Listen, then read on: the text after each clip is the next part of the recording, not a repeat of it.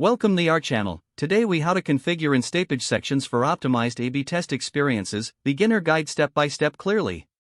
To configure Instapage sections for optimized A/B test experiences, begin by logging into your Instapage account. Navigate to the page you want to A/B test. Click on the Create Variation button to duplicate your existing page. In the newly created variation, focus on one section at a time for testing. Select the section you want to edit within the variation. Modify elements such as headlines, images, or call to action buttons. Consider changing the layout to see how it impacts user engagement. Ensure the changes are clearly defined to measure their effectiveness later. Use the preview mode to see how the section looks in real time. Pay attention to the overall flow and user experience. Repeat this process for each section you want to test across your variations. Once you have multiple variations set up, head to the Publish tab.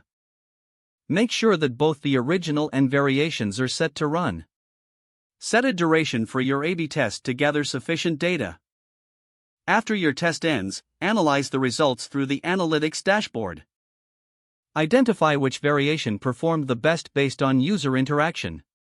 Use these insights to make data-driven decisions for future improvements. Consider repeating the process for other sections to continuously optimize your landing page. If the page does not load, refresh the browser or try again in a private or incognito window. Make sure you are using the correct email address, then retype it carefully to avoid small typos. If your password is not accepted, use the reset option and create a new strong password you can remember. Check your spam folder for verification or security emails, then complete any requested confirmation steps.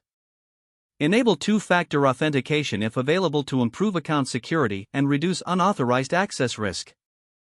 After signing in, review your profile details so your contact information and settings are accurate and current.